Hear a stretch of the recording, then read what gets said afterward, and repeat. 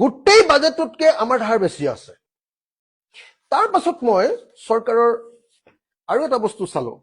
Actually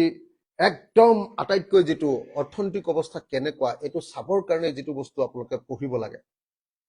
সেই কিতাপখন হল এইখন Statement laid before the Assam Legislative Assembly as required under the Assam Fiscal Responsibility and Budget Management Act 2005 2026-27 Jayanta Malla বৰুৱাই ইয়াত কি কৈছে জানেনে যে আমাৰ যেটো গ্ৰোথ ৰেট আমাৰ যেটো জিডিপি গ্ৰোথ ৰেট বুঝছেনে সেই জিডিপি গ্ৰোথ ৰেটটোতকে আমাৰ ধাৰ লোৱাৰ যেটো গ্ৰোথ ৰেট লোনৰ যেটো গ্ৰোথ ৰেট হেতু বহুত বেছি আমাৰ জিডিপিৰ গ্ৰোথ ৰেট বুজি লব দেই জিডিপি টুক আমাক মানে অসম চৰকাৰ হয় মানে হেতু জিএসডিপি বুলি কয় জিএসডিপি মানে গ্ৰছ ষ্টেট ডমেষ্টিক প্ৰডাক্ট জিএসডিপিৰ যেটো গ্ৰোথ ৰেট সেই জিএসডিপিৰ গ্ৰোথ ৰেটতকে আমাৰ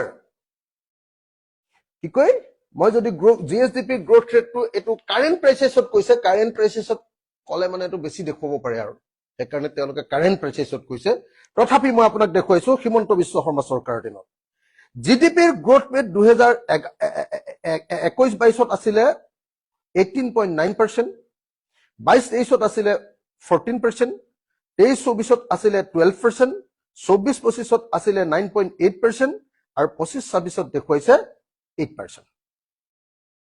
আৰু 26-27ত কি হ'ব হেতু এতিয়ালৈকে দেখাব পৰা নাই তাৰমানে আমাৰ জিডিপিৰ গ্ৰোথ ৰেট এই সময়ত 8%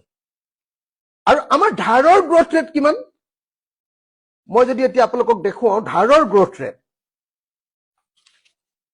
ধাৰৰ যদি গ্ৰোথ ৰেট মই দেখুৱাও তেতিয়া হলে আপোনালোকে আচৰিত পাব যে আমাৰ ধাৰৰ গ্ৰোথ ৰেট কিন্তু তাতকে বহুত বেছি ধাৰৰ গ্ৰোথ ৰেট চাব দেই মই আগতে গাই দিছিলো ম্যাক্সিমাম তাত 14 আছিল ইয়াত 2021-22ত ধাৰৰ গ্ৰোথ ৰেটটো হল 23.1% হিমন্ত বিশ্ব শৰ্মা চৰকাৰ দিনত 2022-23ত এটো হলগে 23.9% 23-24 2023-24ত ইয়ে হলগে 24.7% আৰু 24-25ত ই হলগে 25.1% যত আমাৰ জিডিপিৰ গ্ৰোথ ৰেট বাঢ়িছে মাত্ৰ 8% তাৰ ধাৰ আৰু জিডিপিৰ গ্ৰোথ ৰেট বাঢ়িছে কিমান 25% এতিয়া আপোনালোকে কক যে আপোনালোকৰ ঘৰত ইনকাম বাঢ়িছে 8% আৰু আপোনালোকৰ ঘৰত ধাৰ বাঢ়িছে 25% এতিয়া হলে 8 3 গুণ 24 3 গুণ বেছি আপোনালোকৰ ধাৰ বাঢ়ি গৈ আছে আপোনালোক ডুবিব নে আপোনালোকৰ উন্নতি হ'ব আপোনালোকে নিজে কওক আপোনালোক ডুবিব নে আপোনালোকৰ উন্নতি হ'ব এটো কওক আৰু এটোটো চৰকাৰে অকল কাৰেন্ট প্ৰাইসেসত দেখুৱাইছে মইতো এতিয়া কনস্ট্যান্ট প্ৰাইসেসত যদি দেখুৱাও তেতিয়া হলে আপোনালোকে চাব নেকি কনস্ট্যান্ট প্ৰাইসেসত মই নিজে বনাইছো কনস্ট্যান্ট প্ৰাইসেসত চৰকাৰৰ ডকুমেন্ট বিলাক চাই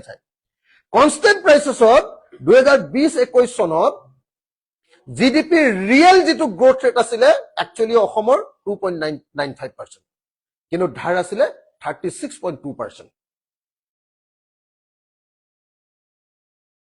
2021-22ত মানে হিমন্ত বিশ্ব শৰ্মাৰ একদম মুখ্যমন্ত্ৰী হোৱাৰ পাছত জিডিপি গ্ৰোথ ৰেট আছিল কনস্ট্যান্টত সলিতটো তাৰমানে গোটেই এনেই দি দিয়ে সলিত কাৰেন্ট প্ৰাইসেসত কিন্তু কনস্ট্যান্টটো কি হয় মূল্য বৃদ্ধি ধৰি ধুনিয়াকে একচুয়াল হিসাবটো উলাই সেইকাৰণে মানে ৰিয়েল গ্ৰোথ ৰেট বুলি কলে কনস্ট্যান্ট প্ৰাইসেসত বুজাই real growth rate Himanta Biswa শৰ্মাৰ দিনত 21-22ত আছিল 4.16% 2022-23ত আছিল 8.89%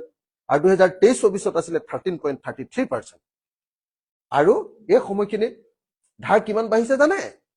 এই সময়খিনিত ধাৰ বাঢ়িছে 39 কি কয় যত 4.16% জিডিপি গ্ৰোথ ৰেট হৈছিল ধাৰ বাঢ়িছে সেই হিমি 39.7% এইটো ৰিয়েল প্ৰাইচেছত দেই, এইটো কনষ্টেণ্ট প্ৰাইচেছত। আৰু 22-23ত য'ত হিমন্ত বিশ্ব শৰ্মাৰ জিডিপি বাঢ়িছিলে চৰকাৰৰ 8.8%, তাত আমাৰ ধাৰ বাঢ়িছিলে 44.9%। আৰু 2023-24ত য'ত আমাৰ